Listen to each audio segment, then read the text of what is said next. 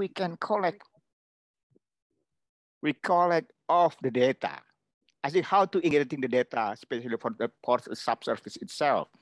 I think this is very interesting also, how we can using, I mean, this is using the geospatial and something. I think this is very interesting also for us, especially for our countries. Yeah.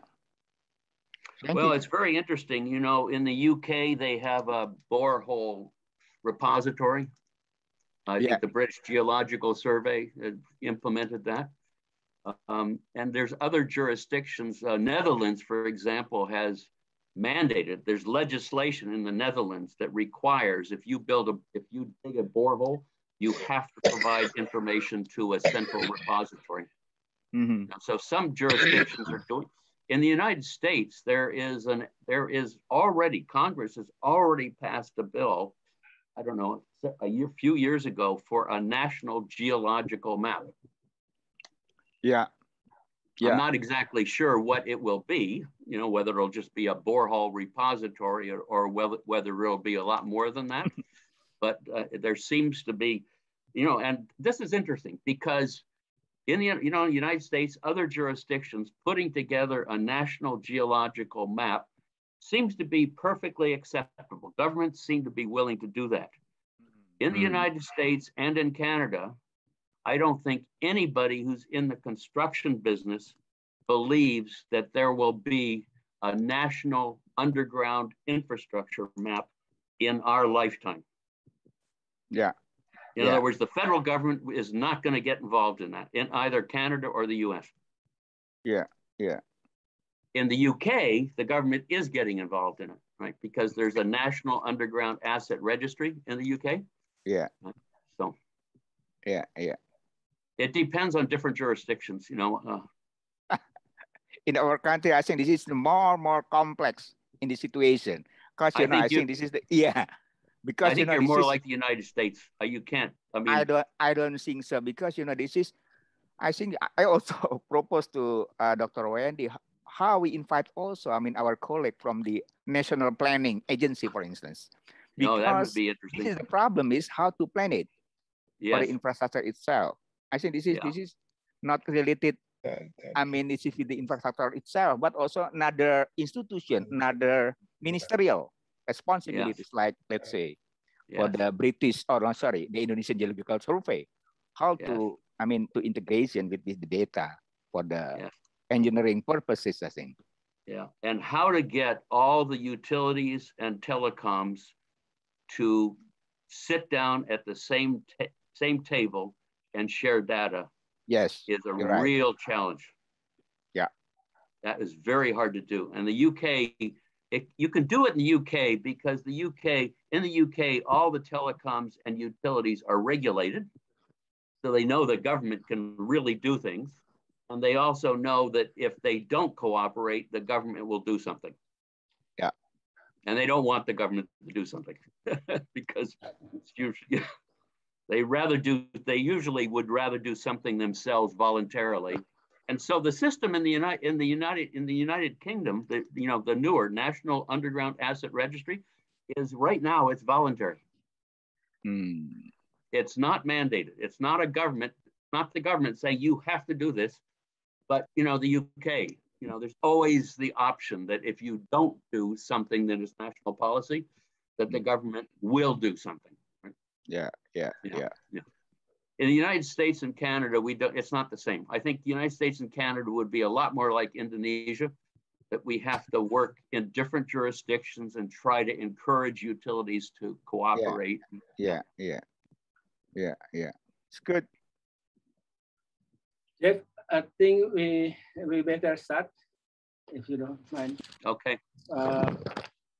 Yes. First, I would like to read a little bit of your CV. So Jeff now is working in. When they do it in Bahasa, that would be. Oh yes, the only one. Yeah. Okay, I don't have the question back to you. Yeah. Jadi si Pak Jeff ini sebenarnya saya dari saya nggak tahu kenapa dia nggak sebutin Autodesk. Jadi lama jadi direktur di Autodesk. Kalau kita yang biasa kerja di CAD dulu itu kan proyeknya dari Autodesk. Dia lama di direktur di Autodesk, direktur teknologi sama direktur utility.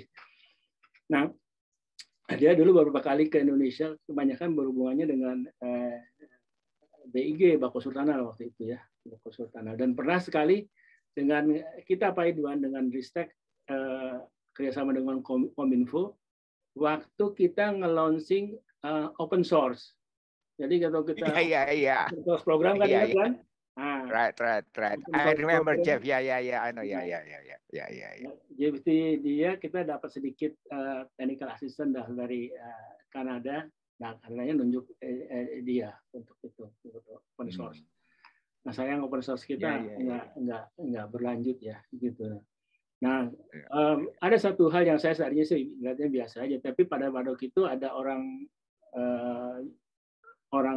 jago software dari swasta yang biasa mendukung Kominfo gitu, begitu ngelihat itu ke Ristek, terus dia bilang gini ke saya, Pak Wendy, itu kan orang itu yang di majalah.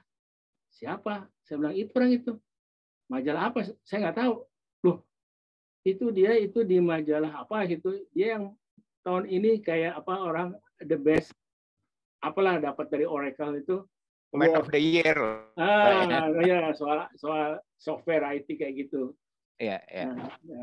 Nah, jadi memang betul si Geoff ini pernah receive a Global Technology Award from Oracle. Terus dia juga Geospatial Ambassador Award ini Geospatial Forum di Geneva. Tapi lepas dari itu kita sebenarnya cukup saling kenal udah cukup lama. Saya juga nggak tahu kalau dia detailnya di situ sih. Sebenarnya lebih banyak ngobrol-ngobrol soal environment sama dia. Dia punya interest dan terus dia bikin apa yang namanya NGO environment lah. Bulan dia tarik ada satu saya gitu. Kira-kira ya seperti itu. Nah, nanti kita pengen tahu dia mau bicaranya persis apa, saya juga nggak ngerti teknologinya bagaimana. Saya udah coba baca, sharing juga papernya dia, tapi saya nggak paham. Geoff, let me just reintroduce very quickly my friend that has already joined the meeting. As I mentioned, this is Bambang Teja, the former chairman of Indonesian Aerospace. Wimpi is a professor from Geotechnic. He's from the Indonesian Research Agency. Raldi is a professor from geographic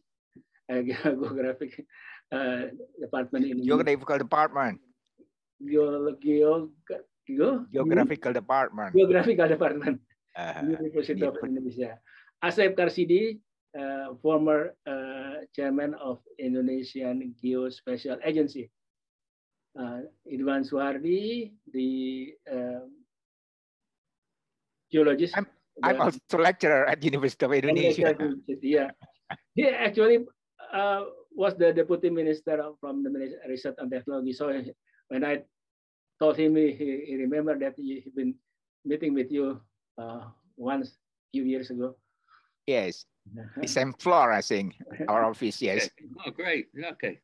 Hey, Geoff. Yeah. Bambang Guritno, the previous Director General of Ministry of Public Works, but also the President of Indonesia Civil Engineering Association. Julison Arifin, a former Director of Indonesian Railway. Mulyadi Sinong is the Director is on what they call something transport technology from Indonesian Research Agency. Innovation Research Agency. Yeah. The office that you've been before, Pak, you visited last time, Pak Geoff last time. Okay. Pak Raharjo dari mana ya, Pak Raharjo? Maaf, Pak Raharjo.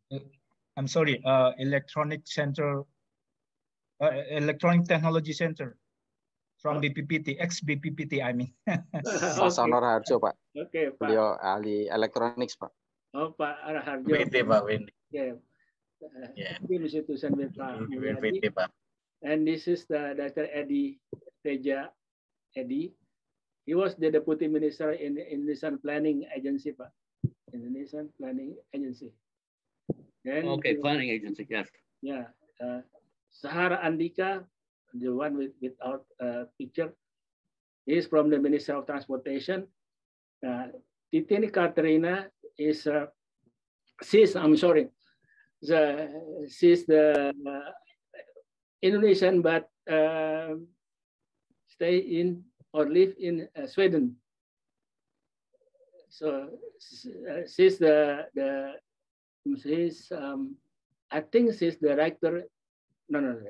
She's a doctor in nuclear physics, something that very complicated thing. Nuclear physics. Yeah. And Adina is my daughter, and Adiwan is my son. Oh, great! Got the whole family here. Yeah. Adiwan is now Geoff. He's now the head of section of what to call it, the regional planning in Bandung Institute of Technology. Yeah, I knew he was at Bandung. I didn't realize what he was doing. And Pak Aminullah and Pak Yosef Priantoni dari mana saya nggak tahu. Pak Aminullah, Pak Yosef, I don't know. Malam Bapak. Yes. Saya muridnya Pak Raldi, I'm a junior Pak Asep Karsidi. Oh, oke. Yeah.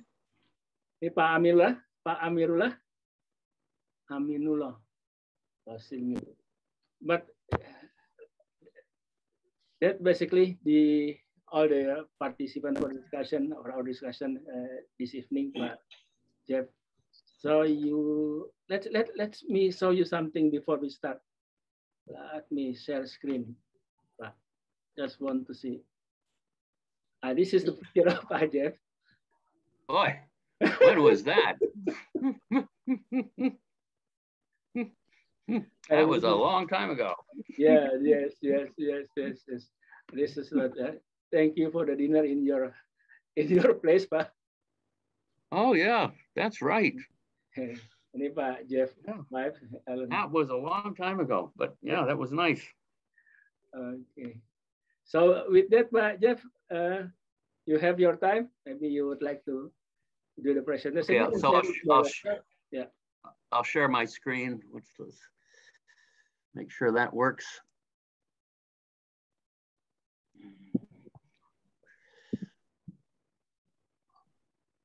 And then I just have to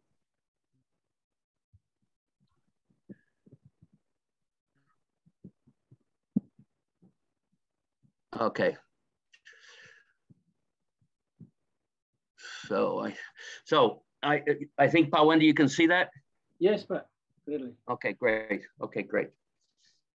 Okay, well, I'm very happy to meet everybody. I'm very impressed by this august, group of people with geographical background, geological background, construction, civil engineering, planning, transportation, and I guess nuclear physics, which is not directly, but unfortunately, there is a very interesting new application of quantum mechanics to gravimetry, which I didn't include because it's not. But Geoff, sorry to interrupt, just to give you a more background to our colleagues that joined the meeting. So mostly have the PhD degree from US or from Australia or from UK. So they are quite familiar with the US, the UK, and the Australia. Okay, great. Okay, great. That helps a lot. Thank you, Paul Wendy, for that. Okay, so this is just an outline of what I would like to try to cover over the next 30 minutes or so. First of all, why mapping underground infrastructure is important. There is growing worldwide awareness of this problem, and I'll show you a list of some jurisdictions. I'll talk about this area. Construction is in a crisis right now because of productivity problems. And it's driven partly because there's a lot more private money going into infrastructure. And that private money is coming from pension funds, insurance companies, sovereign wealth, and the important thing about private money is that private money wants a financial return. It's not looking for just a social return. And that makes a big difference. If you look at venture capital investment worldwide, a lot of the money is now going into construction, which is very recent. It's only been happening since probably 2003, but there is a lot of innovation now in the construction sector. And I'm going to talk about some of the innovations in relating to underground infrastructure. Innovations for finding things detecting and finding things underground. Innovations applying reality capture like LiDAR or photogrammetry to mapping things, especially new infrastructure. One of the really important areas is mobile plus cloud solutions for capturing data during construction, not as-built, 3 months down the road, paper as-built 3 months down the road, capturing the location of underground infrastructure when the trench is still open during construction, and then uploading that to the cloud and sharing it within minutes to everybody on the construction project. Standards are evolving. There's very important standards that relate to how to do, how to detect and map underground infrastructure, and those are changing very rapidly right now. And then one of the key success factors for mapping underground infrastructure is government. And I'll give some examples of governments that are doing something about this through legislation and through regulation. And then, as I've already mentioned, I'll give some examples where there have been successful programs to reduce underground damage. And I mentioned Japan and Heathrow Airport. So let's start off with just why we're going to worry about it. As I mentioned before, this is from the Federal Highway Administration in the United States, which tracks most highway projects in the United States, that utility-related problems are a major cause of highway delays, and that means budget overruns and other things.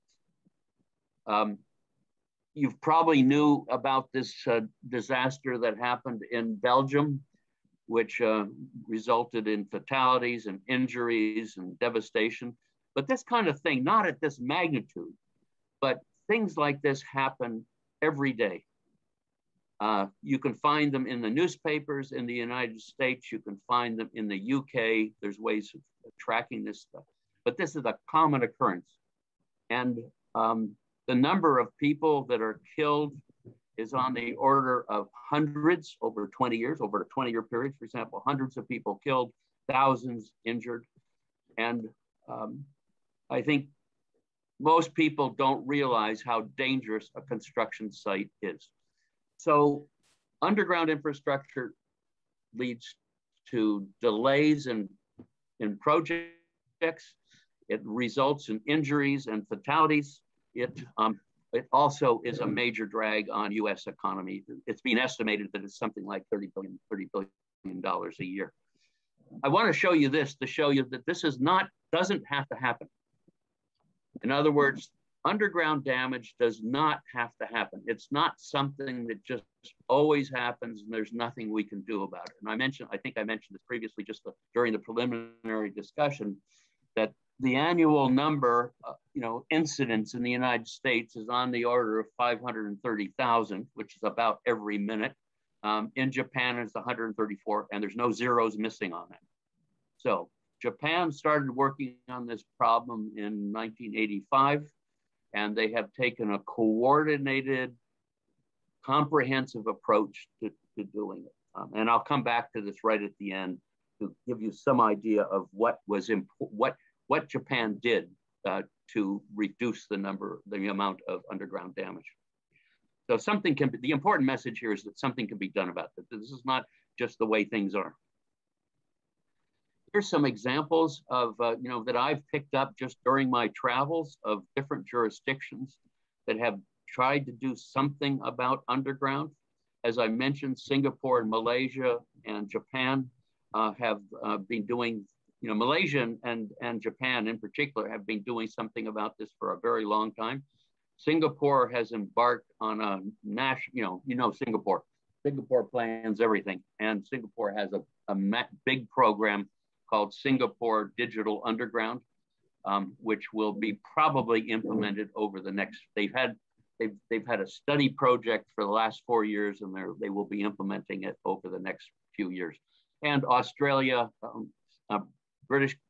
Australia, Canada, Brazil, and in Europe, France, England. You can read these. I mean, there are a lot of countries doing something. And right at the end, I'll come back and identify a couple of recent national initiatives that are happening around the world.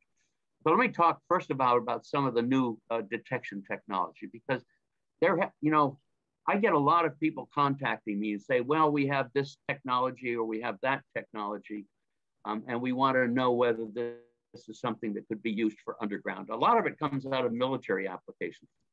People who've been looking for IEDs, for example, say, well, maybe we could find underground utilities as well. So one of the really interesting ones, which is not with a military background, which is that picture in the upper right is a very small device. It can go into a 2-inch pipeline, gas pipeline, for example, any kind of pipe, actually. It has inertial sensors on board, so it has accelerometers and so on. It has onboard memory, it has a battery, so it is totally autonomous. You can send this down a pipe without anything connected. Usually it's pulled or pushed, but after you do this, and you can send it on hundreds of meters, each way on a pipe, so you can map up to 1 kilometer of a pipe and, to 15 centimeters, something like that. And the result of doing this is you actually have a 3D model of where this pipe went, and it allows you to measure things like pipe bends, strike points, and other things that are important. And this is a very interesting technology that is used by gas companies. It's possible to put this device into a live gas main. Usually you have to depressurize whatever it is, if it's a water main or a gas main or a fuel line or something like that, you have to depressurize. But for gas, you can actually put this thing live into the gas. So that's one interesting thing. Another thing that probably many people would never think would be applied to underground utilities is satellite and overflight data. Now we have something like 20 years worth of data, fairly high resolution, 50 centimeters, something like that. And this is a company called 4M Analytics, which looks for ground disturbance in historical data. And based on that, can map out where pipelines, any underground infrastructure, has been put in the ground. It's not appropriate for urban places. You wouldn't use this in Jakarta, but if you're out in the country where there's where there's typically not a lot of ground disturbance, and you may be and pipelines may have been put across the countryside or something, this is a very interesting technology. It results in a utility conflict map, which shows you which utilities may be under the highway that you're working on, and so on. It's safe because there's no boots on the pavement, and it's non-disruptive because you're not on the ground detecting anything. It just uses satellite and aerial imagery to do this. So this is a really good example of some of the technology that you may never have thought of would be relevant to this kind of mapping of underground infrastructure. You've probably heard, I'm sure you've all heard of ground penetrating radar, and you know that it's usually somebody with a push cart walking along a highway or something. One of the really big advantages is that you can put radar transmitters and antennas on vehicles or on trailers, towed by vehicles. Some people combine it with a LiDAR scanner, above ground mobile LiDAR scanner, so that you can capture both underground and above ground. But you can now capture ground penetrating radar scans at 130 kilometers an hour. So you can capture it very quickly, no boots on the pavement, it's safe, very fast, and then you take it back to the office and analyze it. Another really big problem with ground penetrating radar is interpreting it. This requires geotechnical expertise. There have been some software developments that allow you to see a tomographic display. In other words, you're not seeing the radar reflections as hyperbolas. The software is actually putting together multiple scans to display a tomographic display, which means that more non-technical professionals, such as surveyors, can start using this technology. They don't have to be a geotechnical expert necessarily to interpret. I think you still often need geotechnical experts to look at the soil types, because in clay, ground penetrating radar is not very good. But from the point of view of just scanning something and trying to interpret what you see, the radar reflections, being able to see a tomographic display is a real improvement. And this is a very recent. This is from France. This is very recent. Everybody has thought about putting ground penetrating radar on a drone, but I'm sure if everybody who knows anything about radar knows that you have to get those antennas within centimeters or even millimeters of the ground if you want to really get a good response and good image. And so it really, if you're looking for underground infrastructure, putting a radar device on a drone doesn't work. But this is a magnetometer. So this is a device. In France, they've managed to make a combination of magnetometers, accurate GNSS, light enough. I think it's only 2.5 kilograms to put on a drone. And they have been working with the French National Research Agency to verify and validate that this technology works. When I gave my talk yesterday to the Minnesota Geological Society, they had used this technology actually out in the field, and they were using it to try to detect different strata, geological strata. It didn't seem to work very well for that, but they said they could see all the infrastructure. So it seems to be a very good technology for infrastructure. Because no boots on the pavement, this thing is fast. In other words, you can capture a lot of information very quickly. Research agency in France was on the order of 15 centimeters. So this is quite good precision. So those are just a few. I didn't want to be exhaustive, but just some of the technologies that are being used to detect and map underground infrastructure.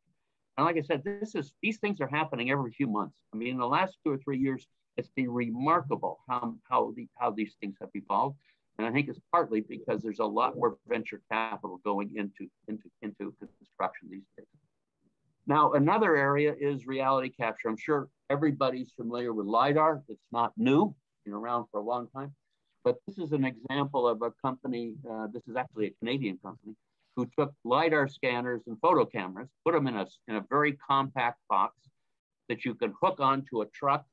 And after you've put a pipeline in the ground, for example, and the trench is still open, you can just drive your truck along that trench with your LiDAR scanner on, and you end up with something that is not only an accurate map of how deep it is, but also has millimeter accuracy, allows you to detect weld points, other things that you may want to look for. So this is really getting a lot of attention in the pipeline industry. This is something that can be used by a construction crew in the field, which means that you don't necessarily have to have a survey crew out there capturing accurate locations. This technology is basically a handheld phone, could be an iPad, but could be a handheld phone. You need to have GNSS RTK, or a base station. So you have to have accurate GNSS capability. But if you have that, you could just walk along an open trench with a cell phone, take a video, upload it to a site, and with minutes, you'll have a point cloud of what was underground. And that can be either stored or be sent to other people who are working on the project, can be shared with everybody through a cloud, through a cloud solution, for example. And the accuracy, this is survey grade accuracy. And I think the important thing about this is that it really replaces those paper as-built that you don't get till 3 or 4 months after the project is completed, and they're inaccurate anyway because they're not as constructed, they're as designed. This is using a cell phone. You're capturing exactly what's in the ground, and you're capturing it at high precision, and it can reduce your survey costs because you don't necessarily have to have a professional survey crew out there. The third technology that I wanted to talk about is mobile plus cloud. I think everybody agrees that right now, mobile devices in the hands of construction folks is a really good thing. In fact, it's an essential thing. It means that you can do real-time capture during construction, which means you're not dealing with paper as-built anymore. You can upload it to the cloud immediately, and it means that you really are able to do near real-time data sharing with contractors, the project owner, to monitor project progress and so on. And this is really getting a lot of attention. Of course, construction is construction, and things have been done the same way for hundreds of years, and getting people to change and start using this technology requires work. But I think the technology is there, and it's more now a question of putting business processes in place to enable construction crews and network owners to take advantage of this technology. I mentioned standards. This is a list of worldwide standards. And as I said, Japan really started this many, many years ago. But there are US standards, there's Malaysian standards, there's Australian standards, there's UK standards, there's South American, Ecuador, and so on. And I think you'll see that a lot of these have been changed recently, have been updated to take advantage of the new technology, some of which I talked about. So the UK has revised past 128, Canada has just revised 250, US ASCE, the Association of Civil Engineers, American Society of Civil Engineers is revising the 38. SU stands for Subsurface Utility Engineering Standard. That ASCE 38 standard was first released in 2002. They're revising that, and it's going to be much more definitive about what you have to do a subsurface utility engineering survey. And there's a new standard, which is a utility as constructed standard to deal with the issue of inaccurate as-built. So there's a lot of work going on into standards. This is an example of the new ASCE 38 standard, which, as I said, specifies what you have to do. And for the first time, it actually specifies precision. The ASCE 38 standard, reduced in 2002, didn't specify precision. It just said, did you look at as-built? Did you do a site visit? Did you use remote sensing? Did you do any potholing? And they were labeled A, B, C, D, depending on what technology you used to investigate underground. But it did not specify that you had to be accurate to 100 millimeters, for example. The new standard does. And this is the standard for as-built. So this is the new standard for what as-built, how accurate as-built should be prepared. And I've given the example of the precision standard there. I think it ranges 1 to 10, for example. So it also specifies a precision for as-built. And the OGC, which is the Open Geospatial Consortium, I think anybody in geography would be familiar with this, is working on a standard for the sharing of underground infrastructure. And there's a standards working group working on that. It's intended to deal not only with infrastructure, but also geotechnical stuff. And it tries to build on existing standards. So, for example, in geotechnics, is trying to build on the inspired. If you look at infrastructure, it's building on existing standards. So those are the standards. Now, I just have one slide, and that is that underground infrastructure can be used in knowing where things are underground is not only useful for excavation during construction, but there's a number of other use cases. And these are just some of them. These came from, I think, the National Underground Asset Registry Initiative in the UK. So, reducing utility damage during construction, improving planning, efficiency of engineering design. Those are things that obviously would benefit in improving the whole efficiency of construction. But there's others: emergency response, disaster planning, digital twins. Digital twins are very popular right now for cities, and strategic planning for smart cities and so on. Those are others. But right now, I think the priority is reducing damage during construction. I would call that low-hanging fruit in the construction. And that's something you can do right now that can improve construction productivity dramatically. There's a lot of different ways to organize, organizations dealing with underground utilities. And these are just a few that I've picked up over the years. You can have a government mandate it, saying that you have to do this. You can have government voluntarily saying, we're organizing a national asset registry, and we want utilities to voluntarily participate, or contractors to voluntarily participate. There's NGOs, which don't involve government at all.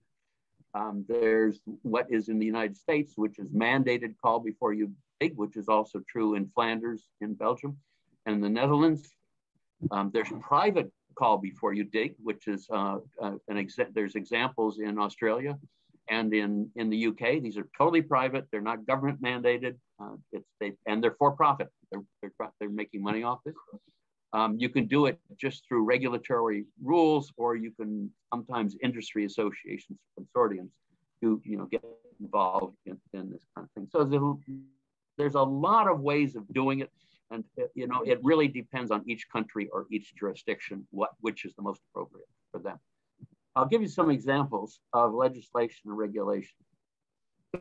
So first of all, just a preamble, the U.S., it's estimated that the U.S. spends more than $10 billion annually finding things underground.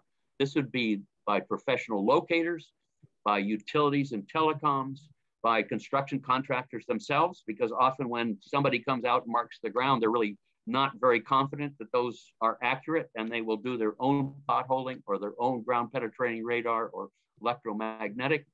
But the really interesting thing about this is that this $10 billion is basically throwaway money, because this information is rarely captured. All they have to do in response to a one call is paint the ground. They don't have to record it digitally. They don't have to record it on a piece of paper. They often don't. So a lot of this information is identified and lost. And this is an area where doing something about it to capture and share information could save the United States $10 billion a year.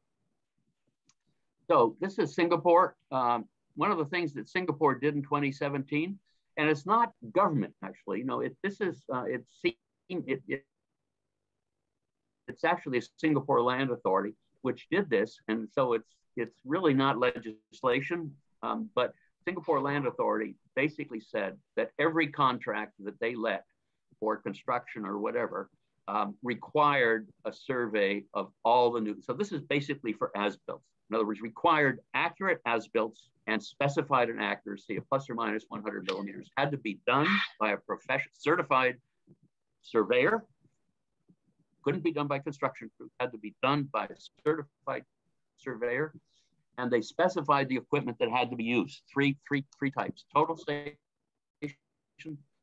GNSS, RTK, or a 3D laser scanner. So this is an example where it's really not quite. It's not quite. Singapore Land Authority probably has jurisdiction over 95% of Singapore. So it's maybe not legislation, but it has the same force. In other words, anybody doing a contract with Singapore Land Authority will find that they'll find this requirement in their contract.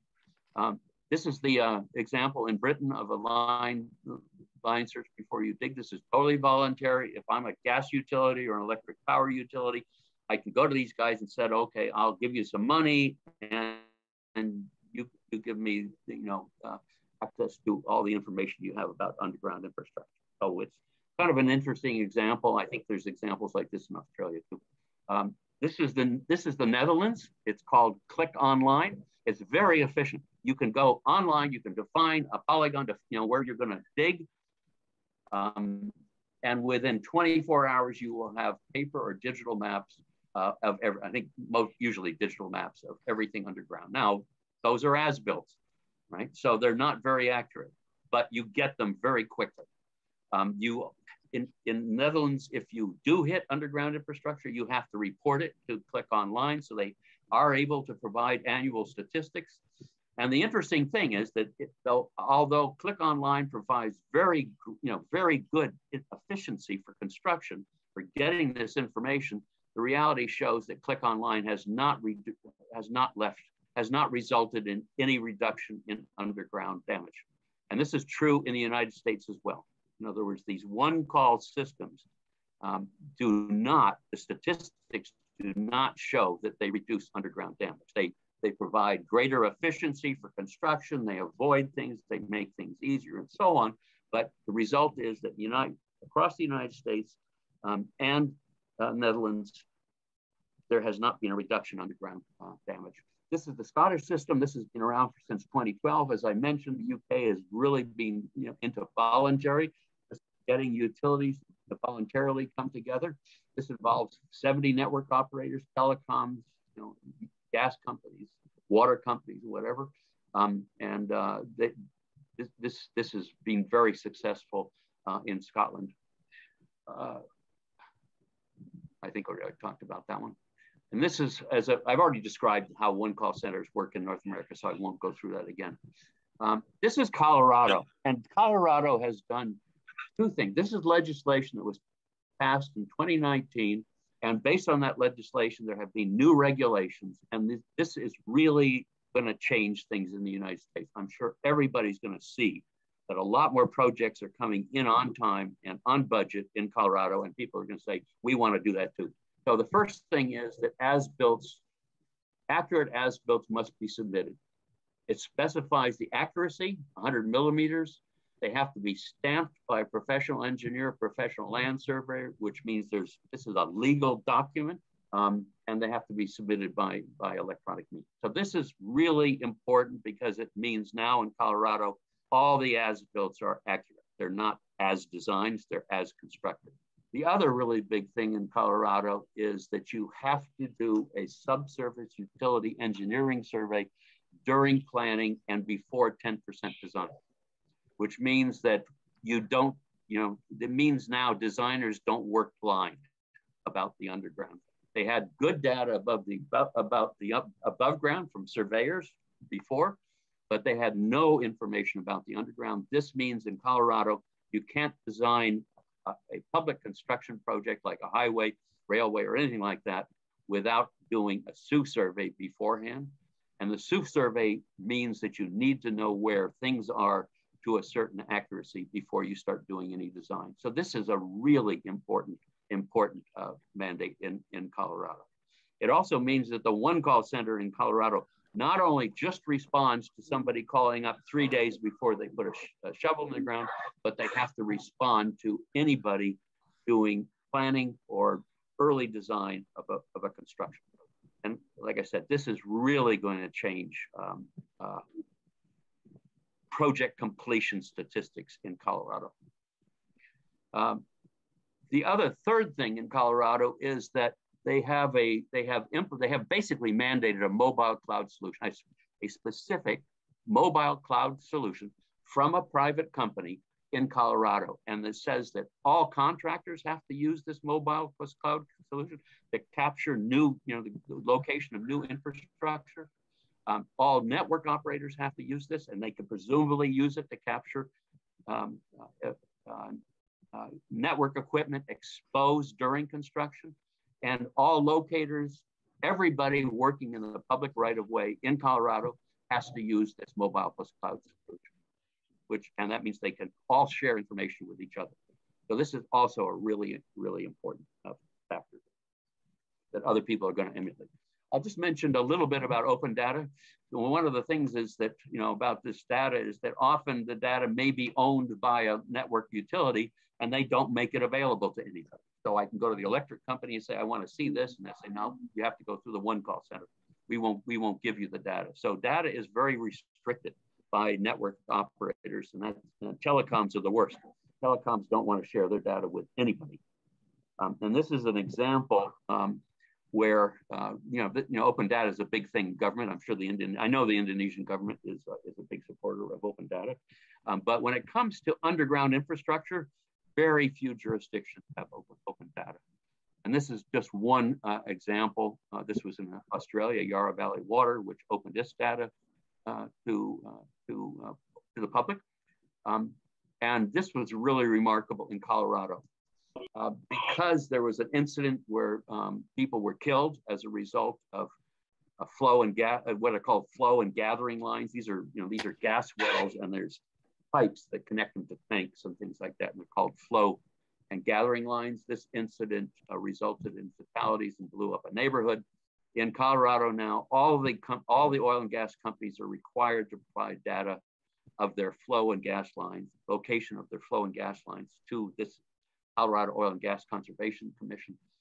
And you can go to this site if you're interested, and you'll see maps of 17,000 miles of underground oil and gas lines, and it's open to the public. Anybody can go see that. So this is remarkable, and I think we're going to start seeing more open data relating to underground in the future. So I said at the beginning that there's no silver bullet for this thing. This is Japan. As I mentioned, in 2016, when they surveyed how many incidents there were 134. And these are sort of some of the really high level reasons why they have been able to reduce the number of underground incidents so dramatically. First of all, there's a lot of collaboration. It's Japan, and Japan has a reputation for people collaborating, but between highway agency, network operators, contractors, and so on. All the road and utility network data is available through a single repository, the thing I mentioned at the beginning, road information system. And that's not only available in Tokyo, it's available in, I think, all the major Japanese cities now. The other thing is that there's a construction culture in Japan which produces accurate as-built, accurate plus or minus 10, 20 centimeters. This is unheard of in North America. I mean, this would be a dream in North America to have all your as-builts accurate to 10 or 20 centimeters, or the UK, or France, or Germany. But in Japan, they have a culture that produces accurate as-builts. There's rules about when you can use hand tools, when you have to bring in, hydraulic hydraulic excavation equipment and so on. The rule seems to be that when you get within 50, half a meter of anything, you have to be very careful with what utilities you're using. And of course, you have to report incidents. And so there are, they do collect statistics. So that's just a few of the things that have been done in Japan. As I mentioned before, Heathrow International Airport. This is a map of all the underground infrastructure in Heathrow. I mean, it looks like you couldn't put a shovel in anywhere without hitting something. And it's an airport. So if you hit something, you know that it's going to be really serious. And the interesting thing about Heathrow, at any given time, there are 1,000 contractors working on something. I mean, it's just incredible what's going on there. And the fact that they haven't had a major incident of underground damage. These are the statistics that have been collected since about 2001. The green line shows construction or some measure of construction activity. The yellow line shows underground damage. And you can see they have dramatically brought down damage as a result of these policies. And these are just some of these are, again, just in this indication of Japan, these are some of the things they've done.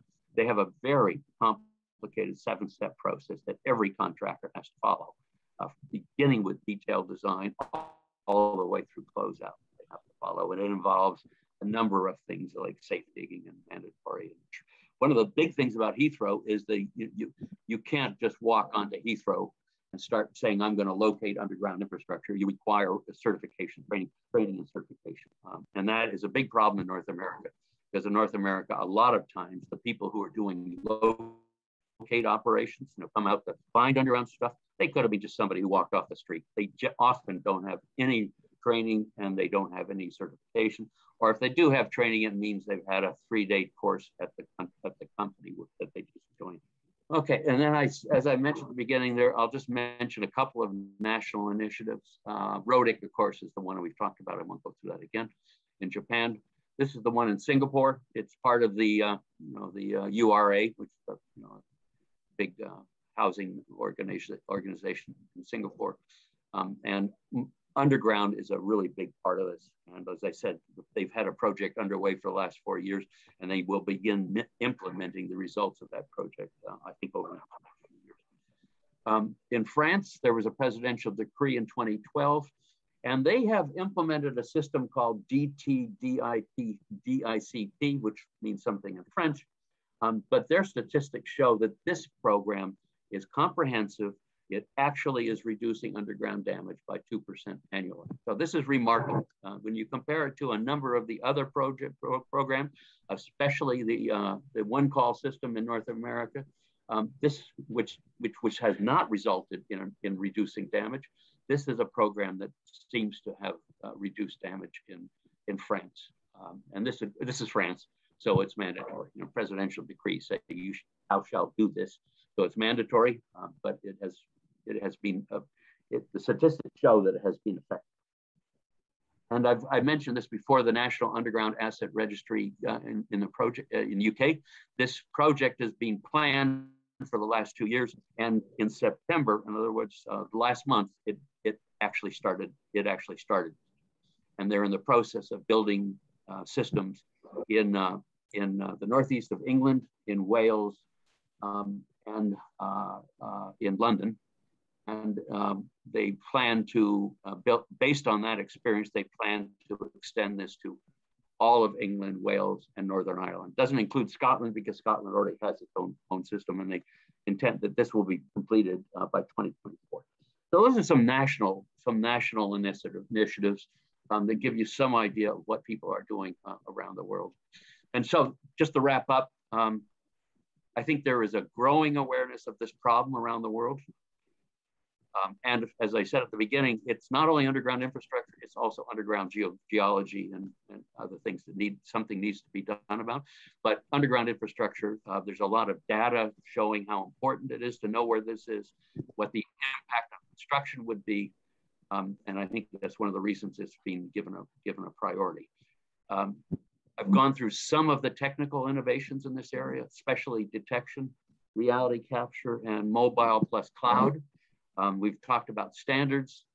And then finally, I've touched on some of the legislation and regulation that has been put in place in some jurisdictions. I've mentioned Singapore, but I think the one in North America that is really becoming a model for many people worldwide is Colorado. And then finally, I think the main thing is that to deal with this problem, it really needs to have a comprehensive program that involves contractors, network operators, government transportation agencies. There's no real single simple solution that you can do that will solve this problem.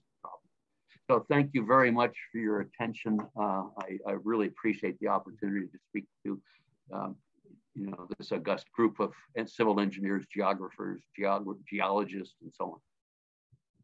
Thank you, Geoff. Thank you, Geoff.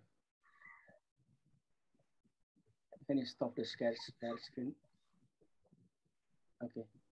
Okay, thank you very much, Geoff. Yes, just to let you know that perhaps when you visited in Jakarta a few years ago, we have not finished constructing the underground train. We have now an MRT, Geoff, that running from the south of Jakarta halfway to the center of Jakarta. So the underground train is halfway. But it's only only 15 kilometers. Now we constructing the second phase, from the center of Jakarta to the north of Jakarta, so that there are this is the biggest underground project in Indonesia so far. I'm sure there are. Sorry. I was going to say, you really need to know where all your underground utilities are when you build transit like that. Yes, yes. That's why now I heard, I'm not involved in that, but I heard since when the underground came to the center of Jakarta, then they start facing a lot of challenges on overcoming the underground infrastructure. And I forgot to mention that my daughter Adina, she is working for the MRT company for the underground train in Jakarta at the moment. So with that, Geoff, I would like to give the floor of the comment from Bambang Guritno. He's, as mentioned, is the president of Indonesian Civil Engineering Association. Pak BG, would you like to make some comment, Pak BG? Yes. Okay, Pak Wendy. I think the situation has been raised by Pak Geoff. Almost the same with other countries, almost the same with other cities in the world, except Japan. We experienced when I was a young engineer in more than 20 or 30 years ago. I was a project manager of the Bandung, next city after Jakarta, Bandung Sewerage Project. Bandung, what do we call it? Bandung Sewerage Project, Bandung Urban Development Project. But sub-project is the sewerage system. In that time, it was so difficult to find out the what we call it, the as-built drawing for the underground utilities, within the city, and that's why we've been offered, by many companies, foreign companies, to try to map, what happened or what is already there in the Bandung, but I'm not sure whether it's already completed or not when I live in Bandung. But the problem is when we dig sewer system, which is about average of 4 meters or until 7 meters or 6 meters, 7 meters, below the ground, There's a lot of infrastructure, a lot of utilities, We're lucky, but Bandung is still not as many as cities in Europe, of course, Europe or America, But still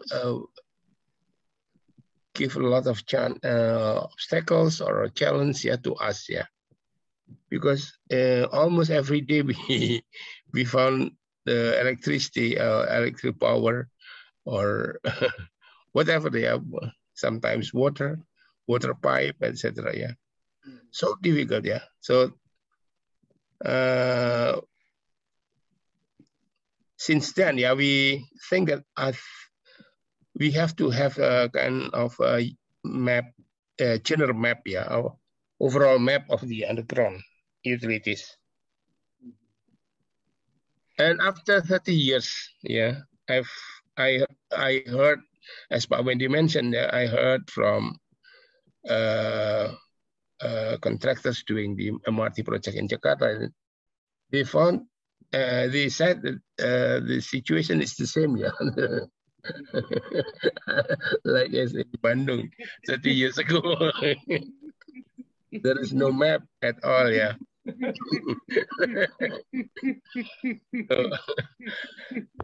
What's pity? Terrible, So our idea is, what is what's actually the best way to provide information to contractor or to government about the underground utilities? Yeah, in the cheap way, of course. Yeah. Well, I can give you an example. I can give you an example from Ontario, which is where I live. Ontario passed, it was legislation. In other words, it required legislation. But in Ontario, legislation was passed in 2020. So this is very recent. And the bill was called Build Transit Better. And it was specifically for transit in Toronto, in our, which is the biggest city in Canada. And the legislation basically gave the government a big stick to require network operators. So the problem is usually utility companies and telecom companies who don't want to provide data. They make it very hard to get their data. And secondly, are often required to relocate utilities. Yes. In other words, when you say, okay, I'm going to put the MRT in here, you're going to find a lot of utilities in the way. And generally, you have to go to the utility and say, would you please move your water pipe or move your cable? Oh, yeah. Right? Well, yes. Yeah. And if you have to go and say, would you please, right? They generally don't do it, and it delays the project. Yes, the project is delayed. Yeah, that's right. In Ontario, this bill called Build Transit Better basically gave the government a big stick and said, which says that the transit company, it's called Metrolinx, it's Toronto Metrolinx, which is the transit, it's like the equivalent of MRT, that they could go to a utility and say, you have to move this because we're putting a transit line through here. And if the utility does not do it within a specified time, you can go and get a court order to force the utility to do it, or you can move the utility, the Metrolinx can move the utility itself and charge the utility for that. Wow. So that was a bill. I mean, it was specifically for transit. And if you're interested in this, I can point you to the legislation. But it doesn't really require more money, right? It just says the government has a big stick, and if somebody doesn't move their, relocate their utility, so it doesn't delay the project, that you can go after them. They can be fined, they can be forced to move it, by a court order, or the transport, the contractor can move it himself, and then charge the utility for it. And it seemed, that's what the legislation, it gave the government a big stick. If you don't do this, we're going to really hit you. But the way they implemented the project was not using the big stick. They said, we are going to create a utility coordination center. All the utilities involved in this project, in other words, all the utilities that have equipment where we're putting the transit line, have to come to are invited, but if you don't come, there's always the government big stick, to this center where they had to sit down. Everybody sat down at the table and said, this is where we're putting the transit line. We need to know which utilities are affected. We need to know which utilities are going to have to be relocated. We need to have a plan for how those things are all going to be relocated, and so on. But the objective is to make this transit project come in on time. So it was a combination of government legislation providing a big stick, and secondly, a collaborative implementation of something called a utility coordination center, which all the utilities had to participate in for transit projects. And it was originally done for transit projects, then it was extended to highway projects, and then it was extended to broadband projects. Thank you, Jeff. Thank you. Yeah. Okay. And like I said, I don't think it involved money. I don't think, this bill did not say, and we're going to allocate $15 billion to this, that, and the other. I don't think it involved money. Yeah. The cost is shifting to the utility company, not to the. Yeah, that's right. I mean, and they should be charged for it. It's their equipment. They should know where it is. Yeah. It's not easy, Pak Jeff. I'm sorry. Not Because easy. here in Jakarta, the MRT company is the local government company, whereas the utility company is the central government. Yeah, then you got a problem. The other way to do this is make it clear to all the utility companies, the telecoms, the transit agencies, the cost of not knowing where things are.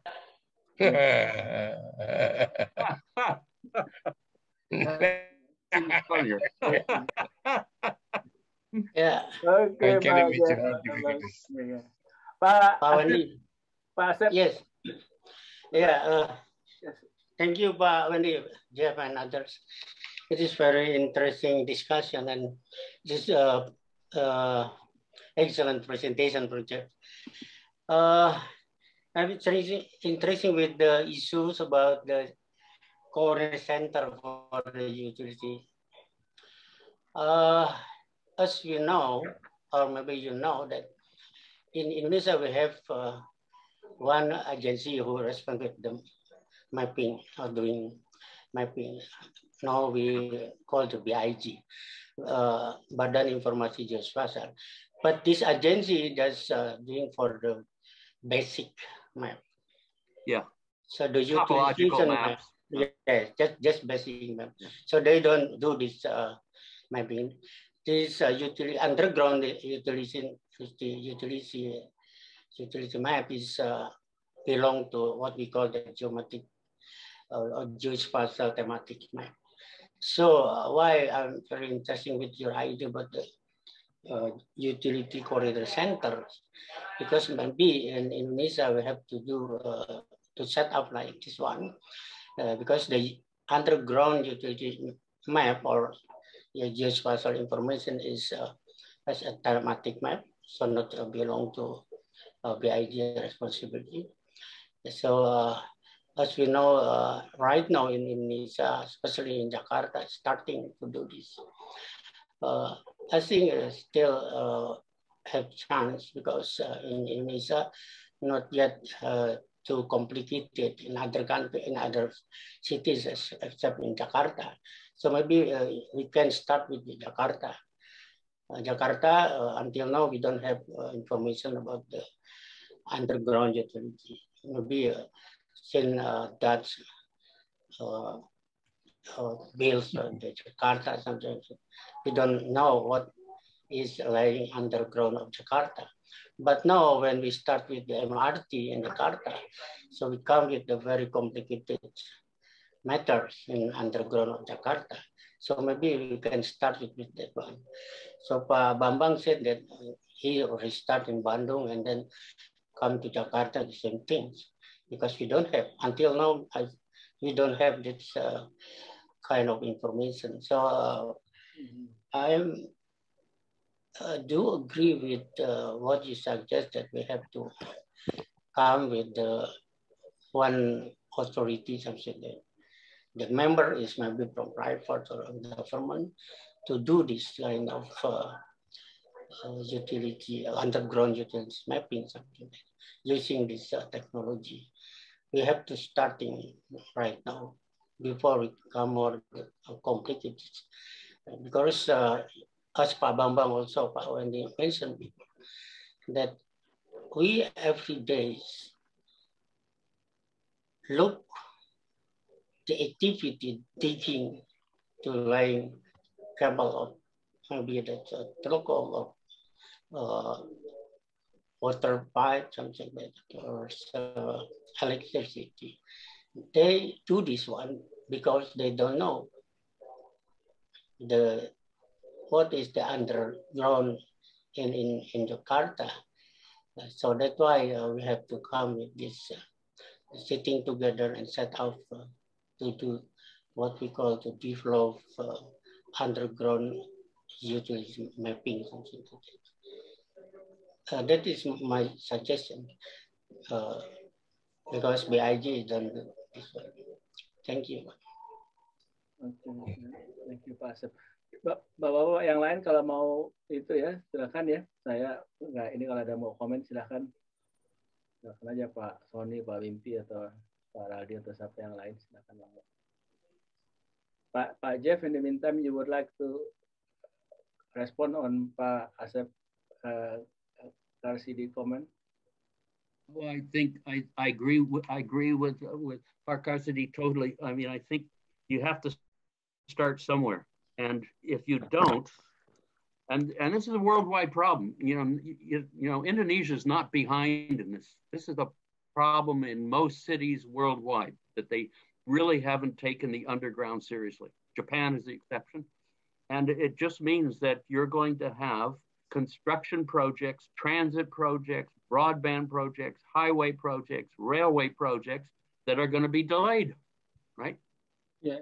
And sooner or later, people will realize that a big cause of delay is not knowing where things are underground. Yes. You know, and if you do something about it now, then things will start to improve. If you don't, things won't. Yeah. Yes, Pak Geoff, here in like I think about 3 months or 2 months ago, yeah, Pak Sony, Pak Julison maybe know better than I do. We have what they call it, fast train, high-speed train project going from Jakarta to Bandung. Jakarta to Bandung. Yeah, and I've taken the train from Jakarta Bandung. It wasn't fast, but no, yeah, that's the one. Of course, good one. No, we just started the construction, but it's not finished yet. It is not finished by the Chinese government. Yeah, and the one day, but all of a sudden they hit a big state oil company pipe. Oh, and it's make a big blow, an explosion, and the operator is dead, and there are some victims. That not because they don't know about there is a pipe. They know that there is a pipe, but the problem is the as-built drawing, the location is not accurate. It's not accurate. Yeah. So this is, of course, it could happen also or already happened in several places, but they don't put it in the media. They solve it under the table. Yeah. It's true in every country. Yeah, Pak Sony, you would like to comment on it, Pak Sony? You still mute, Pak Sony. Thank you, Pak Mendy. Pak Geoff, it is very interesting that with the railway, we have the infrastructure that rather hard to bend freely, and even we call it in general fixed installation. But with the possibility of going in three-directional underground, I would think that railway should, if we build railway underground, we have to go deeper than other in order to avoid that. But deeper than other means more cost. Yeah, you got to pay for it. Yeah, But I would think that rather than waiting for many authorities from many agencies for one responsible agency, so better work for more costs now rather than dealing with more time. So it's happened, I learned from London Underground when they built the Canary line, the Dockland line. They have to integrate with the others underground line, and then they went deeper and deeper. Yeah. You're talking about Crossrail. Yeah. Even though one more recent thing is with the Crossrail. Yeah, but it is very interesting that you mentioned twice before. It's for one call for authority or one call for permit rather than multiple agency to call. So integrated one authority to consolidate it, all data concerning underground utilities. Can you explore more, please? Yeah. So how can we build the attitude to one call center only for all underground utilities accessories? Yeah, it's a lot simpler than I might have given the impression. A one call center really doesn't have any data. The one call center is really a call center. They answer the phone. They look on just very general maps showing service territories, not equipment. Okay, it's not maps of equipment. It's just maps of service territories. It's really a one call center, and it actually often has very few employees. I mean, on the order of 10. They don't really maintain any data except those maps of service territories, which are, very general maps. All that happens is that if you're a contractor and you're planning to build or excavate in a certain area, you call up the one call center. Nowadays, some of them are online, so you can actually, log in online, like the one in the Netherlands. You call them up. You say, I'm going to excavate at this place.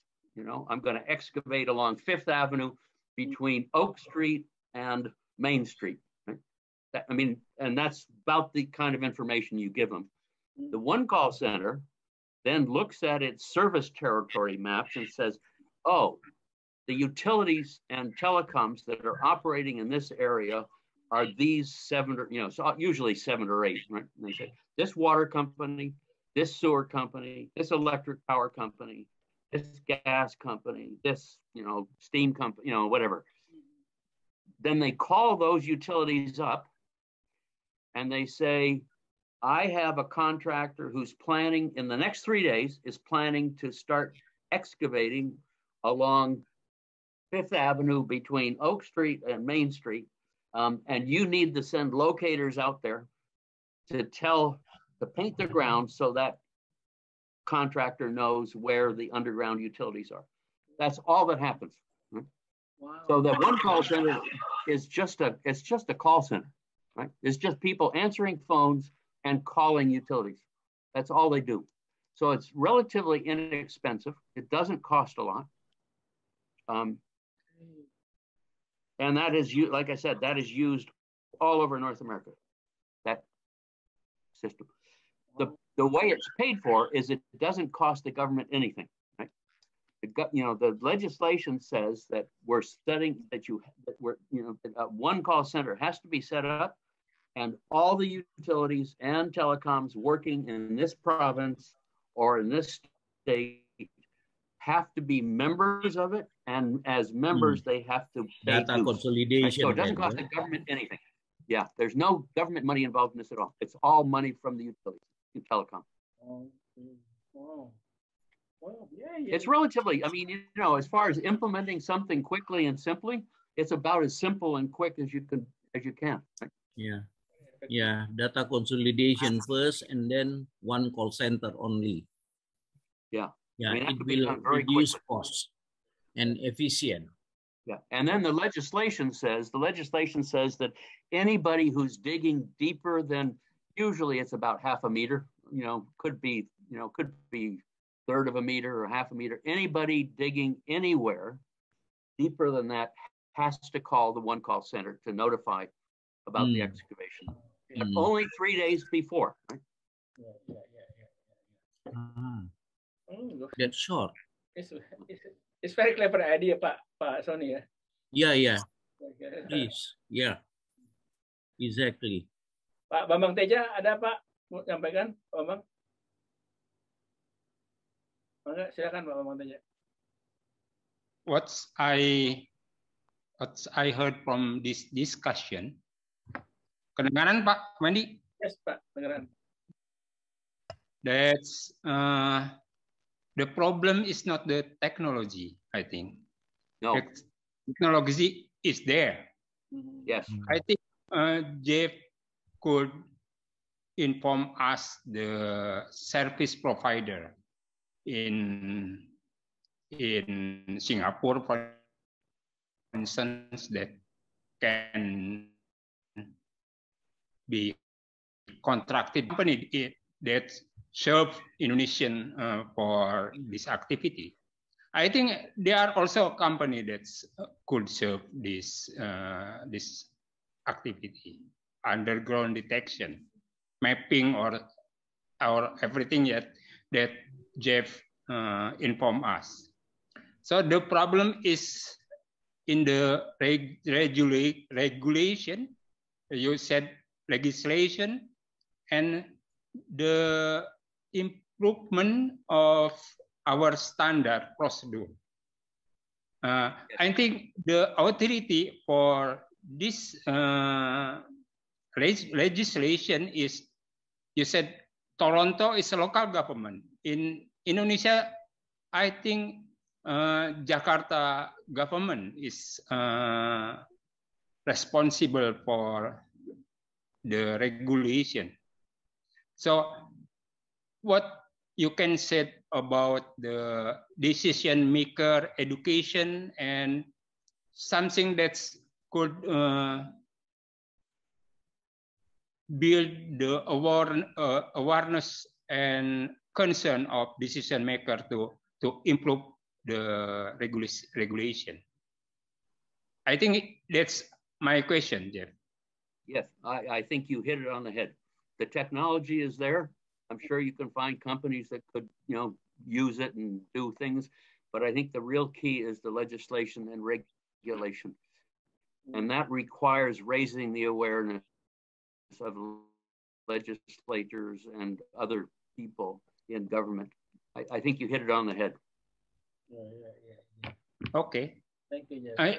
Could you give some example in your country how your government? Well, I would give you the example of Colorado, because Colorado really has done something, and I'll explain what happened in Colorado and what motivated the legislators to make this a priority. Yeah. Legislators have a lot of things on their plate, and they'll say, well, this is important, that's important, but this became a top priority in Colorado, and I'll explain why. Something, I think about 5 years before 2019, most of this legislation was passed in 2019. About 5 years before, I think maybe 2014 or something like that. There's an organization in North America for regulating federally regulated pipelines, and it's called PHMSA, which stands for Pipeline Regulatory Agency, HMSA, but PHMSA. And they were asked to do an assessment of the Colorado one call, okay? So every state in the United States has a one call center, right? So there's a Colorado one call, there's an Ontario one call, there's a California one call. And PHMSA, this Pipeline Regulatory Agency, was asked to do an assessment of the Colorado one call from the point of view of safety and whether it was an effective organization in regulating underground infrastructure. And it submitted a report that said that the Colorado one call had a very serious defect, which prevented it from being effective. And the defect was that it had no enforcement. In other words, it had these rules that said you're supposed to call before you dig, and then it says the utilities, had to go out within 3 days and paint the ground and whatever. Well, if the utility didn't go out within 3 days, or if somebody did an excavation and didn't call the one call center, nothing happened, right? So that was the first thing. So there was a report that was very negative about the Colorado one call. The other thing that happened was that in 2017, there was an explosion of a gas line in a neighborhood that flattened the neighborhood and killed people. And it got in all the newspapers. This was not hidden. It wasn't like the Bandung, Jakarta line where it was suppressed. It got in all the newspapers. Everybody in Colorado knew about this. And nobody likes to go out in their backyard and get blown up. In other words, that's very unpopular. And so those two things resulted in this becoming a legislative priority.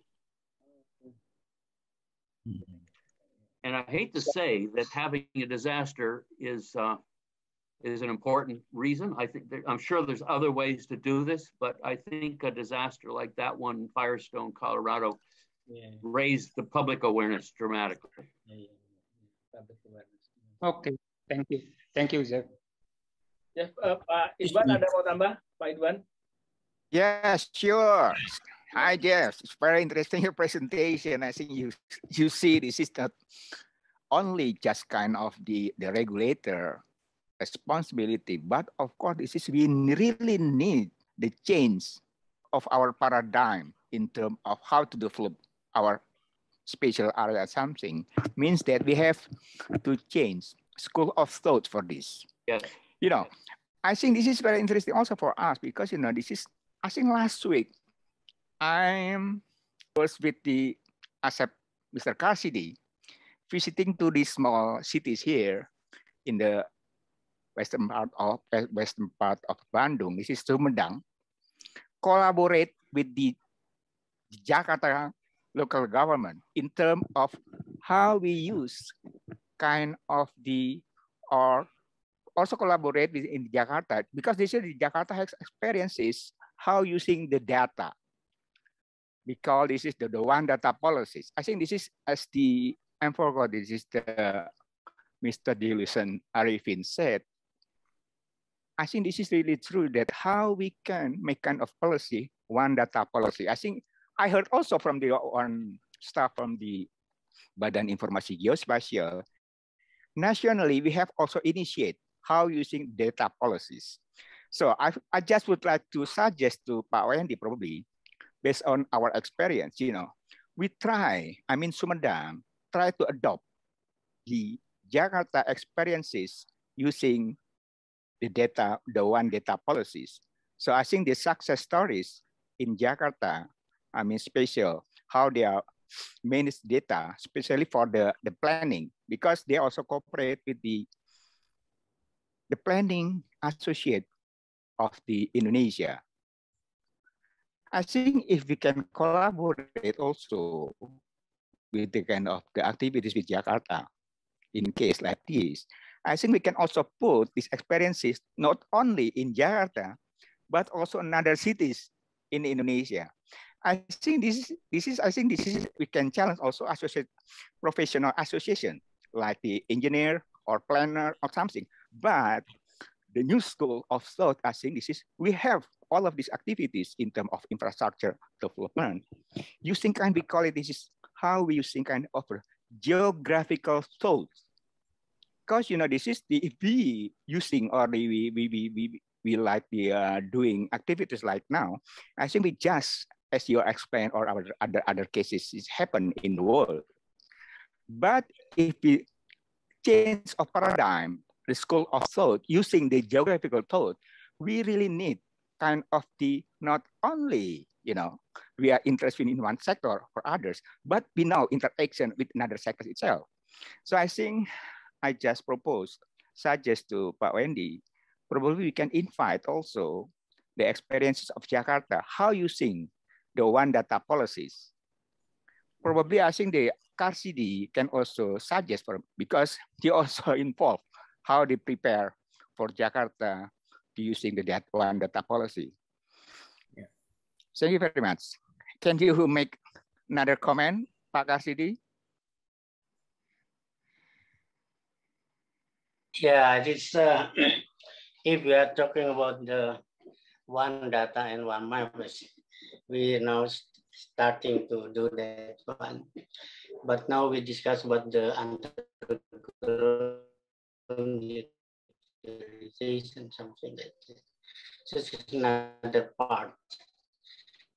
But what even proposed both the spatial data, or what we call the geospatial data, and another data to integrate what we call geospatial database. So when we develop the utilization, underground utilization map, and we can also integrate to this one data and one map policy, something like that. But we still have a lot of homework to do this. Even for the geospatial data from the surface itself, we still have a lot of thing to do. And we come with the utilization underground. You know, this underground is it's more typical. We are talking about the surface. So I was thinking about it, how to do this. Pak Bambang said that technology is already there, yes. And Singapore with their experiment, maybe, and then we can serve Indonesia to do like that. But I don't want to do like that. So we have to also start right now to do this. So when we are talking about the one data and one map policy, so that is the utilization underground mapping is part of them, part of that. So let now we start to think about how to do the underground utilization map better and accurate. What Wendy said that blow the pipeline in Bandung at that time is not because of don't know about the pipeline, but that the pipeline map is not correct, something like that, not accurate, something like that. So this is another thing what we have to do this. But yes, by one, we have to do. You said that we have to change our thoughts, something like that, or a mindset about how to. Because now we are coming with the what we call the information technology era under the digital format, something like that. So that everything now we can do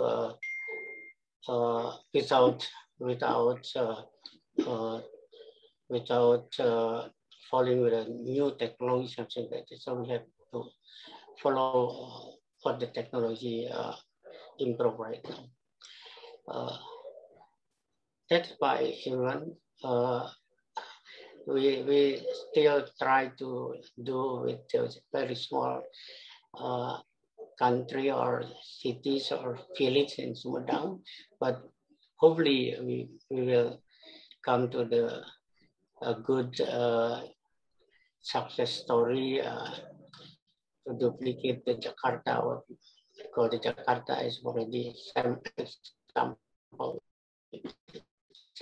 story to utilize the data in local government. Thank you.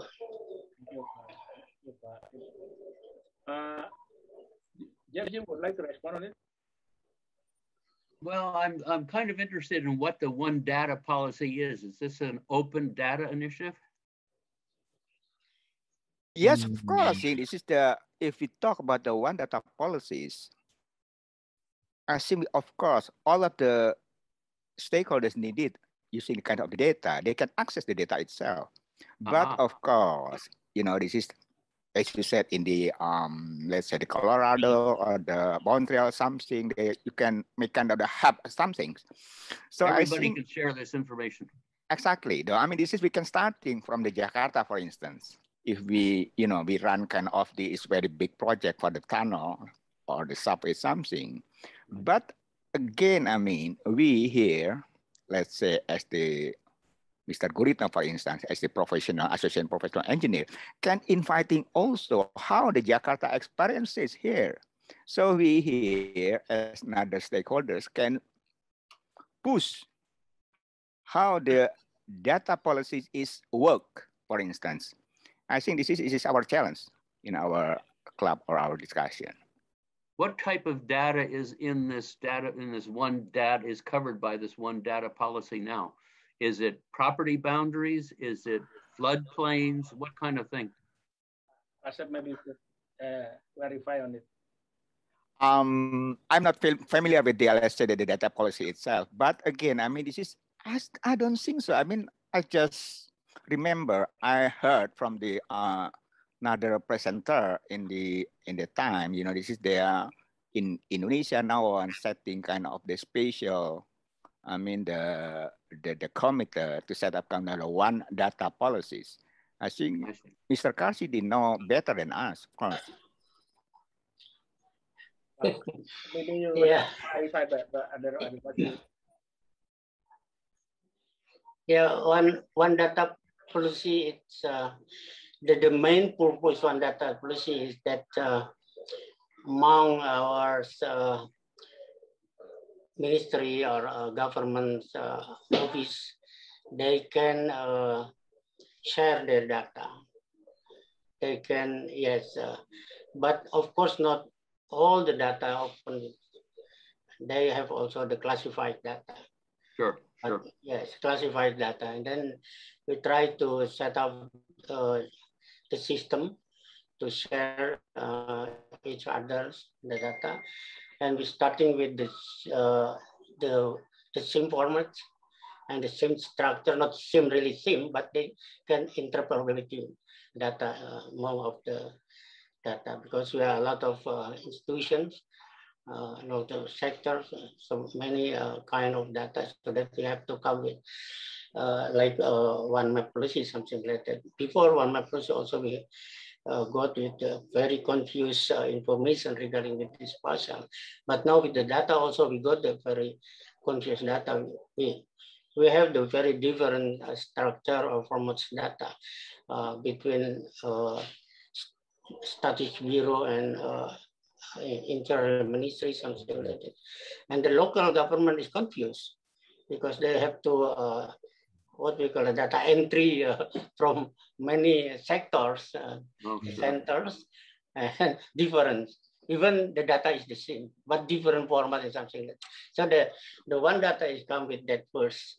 And after that, we come to more further useful data, and then we can use together for the. Is this a national, the two questions, is this a national government initiative? And secondly, is this primarily geospatial data? Yes, it is national. This is national. Okay. Okay, Pak, thank you. Maybe Pak Raldi would like to say something, Pak Raldi? Okay, thank you very much, Pak Wendy. Well, I appreciate so much about this interesting discussion. And Jeff, I agree with you that you mentioned about one call center. It is analogically with Indonesian system. I refer to the investment system. Currently that we are developing some kind of one single of investment through online single submission. So we try to re-register all the enterprises from various sectors. Yeah. And then through one GET policy, that is, we have a kind of big data.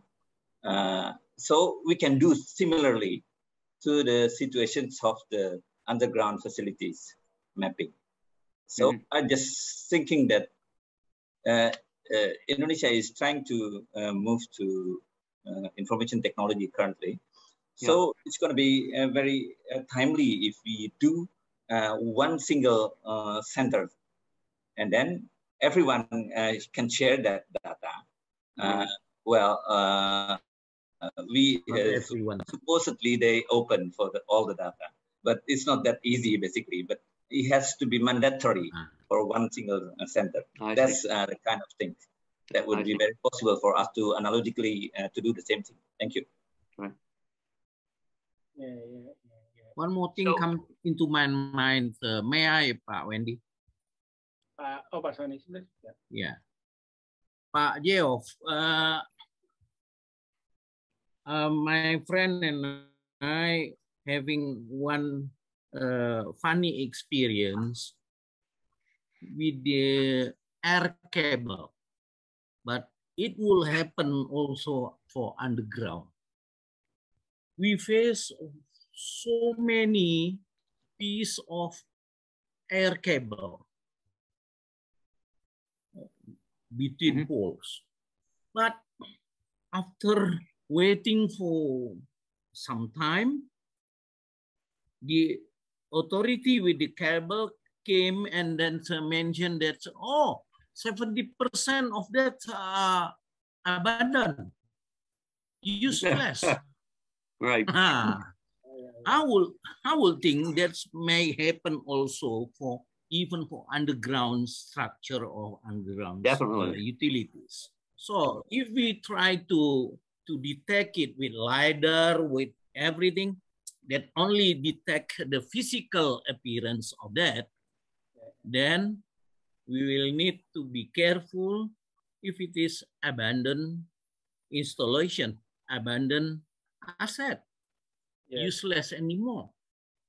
We can wait for nothing. It happened before with the railway some time ago in Central Java, but for water pipe. Yeah, but analogically, it can happen for another utilities beyond the cities. What do you think about that, Geoff? Oh, you're correct that underground abandoned or unowned underground nobody owned that or nobody is a major problem. Yeah, it's a major problem, and it's one of the problems that the one call center doesn't address.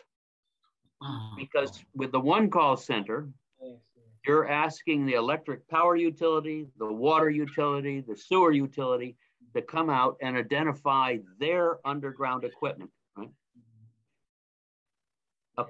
Underground equipment that's not owned by anybody won't be found. Right? You know, in other words, if there's abandoned, sometimes utilities keep a record of their abandoned equipment. Sometimes they do. So the electric power company says, I'm not going to use this cable anymore, or a water company says, I don't need the sewer pipe. They won't dig it anymore. They'll keep it in their GIS. They'll keep it in their records. Right? Sometimes they don't. Sometimes they take it out of the records and they say, we don't need to worry about it anymore. And so it's a problem. For a one call center, it's a problem. Okay. And it's actually a bit more complicated than people suspect, because water pipes in particular, abandoned water pipes, are often used by other utilities to put their infrastructure in.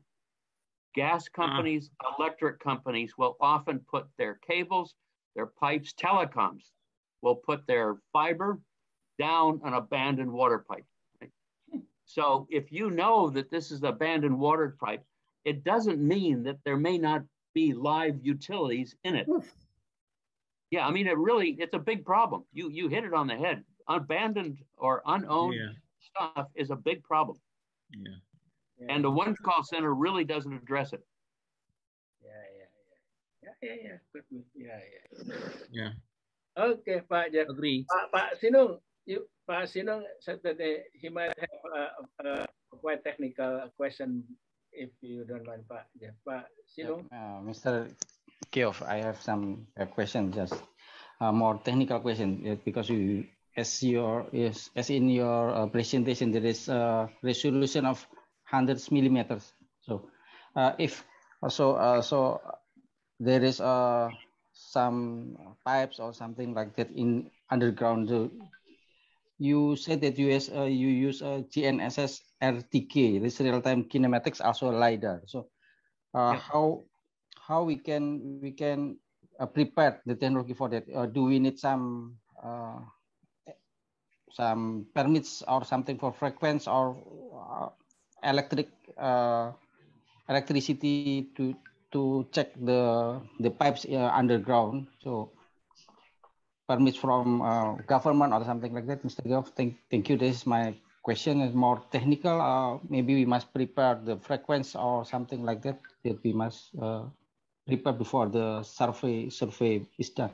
Will be done. Yeah. So in the context of a one-call system. Yes.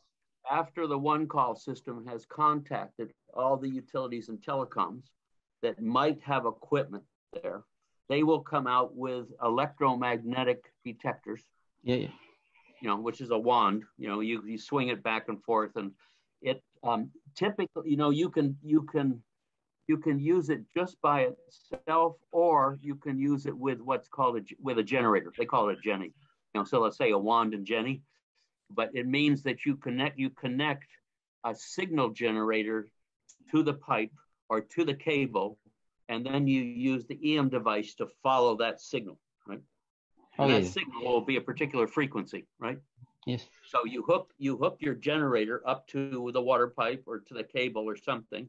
You choose a frequency, whatever it is, megahertz, kilohertz probably, and then you use your EM device to follow that signal along the device. Now, this only works for conducting devices, right? So it has to be metallic, or alternatively, it might have a water or something metallic, cable or strip connected to it, and you can follow that.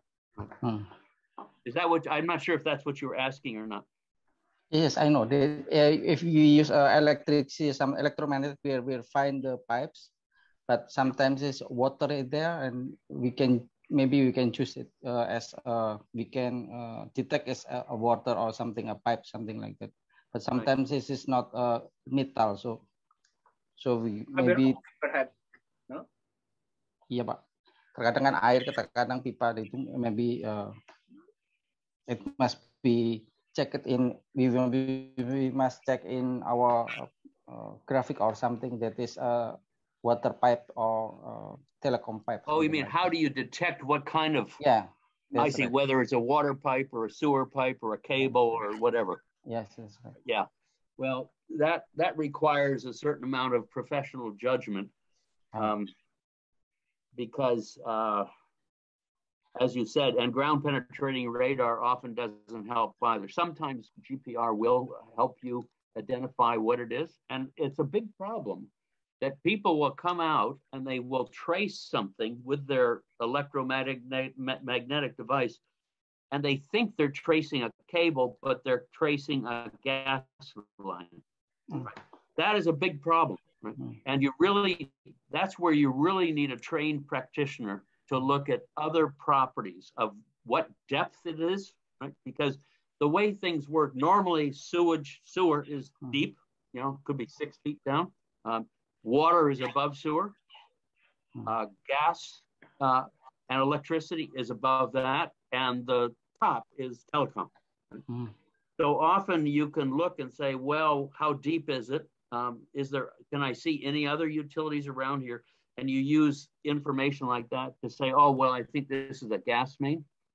But often often somebody will trace something, they'll think it's an electric cable, but it's actually a gas main, and especially inexperienced people. So that is a major problem. Now, if you can expose, and that's why people do potholing, right? That's why people dig a hole and expose, so you can verify that that it is what you think. But typically during one call, and as a result of one call, people don't pothole. They just come out with their magic wand. They say, I think I've got this one here. I think this is an electric cable here. They'll mark it as an electric cable, and the contractor often will pothole. The contractor will often come and say, I don't believe these guys. I can't believe that is that is an electric cable. Looks like a gas line to me. And they'll pothole to verify what it is. So you're right. You've identified a big problem. Yeah. So Geoff, there is no magic equipment that directly tell you exactly what. No, that's one of the problems. You need. Anybody who does underground locating will tell you need as much information as you can get. You need to have the as-built, even though they're unreliable. You need to do as much ground penetrate. You need to do EM, ground penetrating radar. You need to visit the site and look for things that expose, risers, drains, something that comes above ground that you can identify. It's not an exact science. That's the art of the underground utility, right? Because in one of your paper, I mentioned that's why we need also some kind of like artificial intelligence approach to I'm sure artificial intelligence will be beginning. Magic one. Experience more important in this case, Master Geoff. Yeah. No, you've identified a big problem. Yes. Okay, but Geoff and all of us that we already more than 2 hours, actually 2 hours and 15 minutes already. Pak Wendy, if I may, can I have one just comment here in the future, maybe, since our discussion seems that the problems of underground utility is so messy, so difficult to solve, So in the future, what do you think if we can develop a kind of identification for any utilities which will be buried in the underground? So for instance, there is technology. Yes, technology. So you go ahead. Yeah.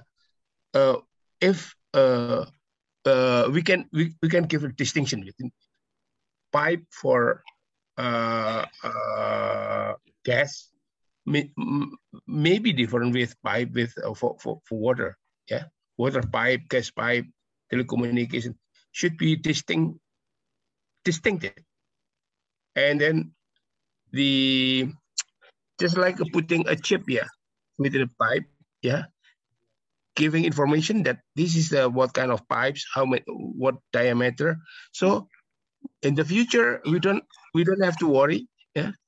We can detect from above the ground. What pipe has been installed or laid down in the earth. What diameter, what sort of materials used, and then whatever. I think this will be useful in the future if we can develop kind of. That technology exists. Really? I mentioned before tracer wire. So a tracer wire is something that runs along a linear asset. Okay, but so that's one thing. Tracer wire. So if you have a plastic pipe or a PCB, pipe or something that can't be detected by electromagnetic, you can connect a metallic tracer wire to it. But what you're talking about is it's often called a tracer ball. It's a ball. It's often plastic or something. It can be passively queried from above ground, right? In other words, it doesn't need to have a battery or anything like that. It could be passively queried from it could have, It could have some kind of standard technology in it, but it does exactly what you said. Okay. You'll have a device that is used to query it from above ground. Okay. So above ground, you can point it down, and it will detect this ball, and it will provide all the information that you just specified about that piece of equipment. Okay. Okay. Yeah, that technology exists, and a lot of people are starting to use it. Right. I think, and then it's interesting. I think in Colorado, I think another thing that they did in Colorado is that they required everybody putting new infrastructure in the ground to use the technology you just described. That you have to put one of these tracer balls down so that you can passively query it from above ground, and it will tell you that it's a 5-inch PVC pipe and so on. Yeah. This is for the new infrastructure, right? Yeah. This is only, well, it's for the new, but you could, dig holes and add it to old stuff too. Yeah. Old stuff, as long as you already survey and you exactly detect it. But it's just a ball, so it's only giving you a point location, right? You know, it's not telling you where the pipe is going to go. Yeah. You know, if you want to do it completely, you have to have this information ball, this tracer ball, and you have to have some kind of tracer wire on non-metallic equipment. Yeah. Okay. May I add something, Pak Wendy? Yes, Pak Idwan. Yes. Now, I just want to answer this is the Pak Guritno question. You know, in our profession as geoscientists, we call this is spatial geophysicists. You know, this is the who responsibilities to interpret how the methodology using in the surface to understanding how the subsurface itself. For instance, we are using kind of the, what you call it, this is, Geoff, GPR, right? Yeah, GPR, ground penetrating radar, yeah. Ground penetrating radar. Of course, this is, we have also got a picture something for the acquisition of data itself. And then another thing, we using kind of, you said this is the drone, by magnetic something. We can also the same. Magnetometer on drones, yeah. Okay, we can get all of the pictures, like we call it the tomography. So I think this is the professional doing kind of this is as a geophysicist, especially is engineering geophysicist. If we know I mean, this is the nature of physics of the pipe or the cable and something, we can trace all of these underground utilities for this kind of the methodology. Thank you very much. Okay, thank you, Pak. Thank you, Pak Geoff. Pak Geoff, again, yes, this is almost 2 hours and 30 minutes already. So we are, thank you very much for your kindness to share your expertise to all of us, Pak Geoff. I don't know, maybe next time if we think that we might like to get some more lecture from you, if you don't mind that in the future we may contact you again and we have a lot of discussion again, because this is very interesting and very new for us actually. But anyway, we would like to have a final say to all of us regarding this. Well, first of all, I appreciate all the people coming to this talk. I think I take it as, you know, that it shows just the growing awareness of the problem, right? The fact that people of, you know, this caliber, engineers, geophysical, and so on and so forth, we're interested in this. And the thing I would add that after you have some time to think about this, if you want to have contacts with someone in the UK or someone in Singapore or someone in Colorado, you know, who's directly involved in this, you know, I can arrange that. Thank you very much, Geoff. Thank you very much. So thank you, Geoff. Again, Geoff, thanks again. Thank you. Thank you, everyone. Thank you, Geoff. Nice meeting all of you guys. Yeah, sure. Nice to meet you. Bye-bye. Bye. Thanks, Bye-bye. Terima kasih, Jeff. Pak Wendy. Bye-bye. Terima kasih, Thank you, Pak Wendy. Bapak-bapak. Everyone. Pak Wendy. Terima kasih, Pak. Terima kasih. Idwan. Yang Mas Indra. Ya. Terima kasih semuanya, Pak. Ya, Pak. Salam. Selamat mendengarkan semuanya. Ya. Mas Bambang semua. Ya, terima kasih.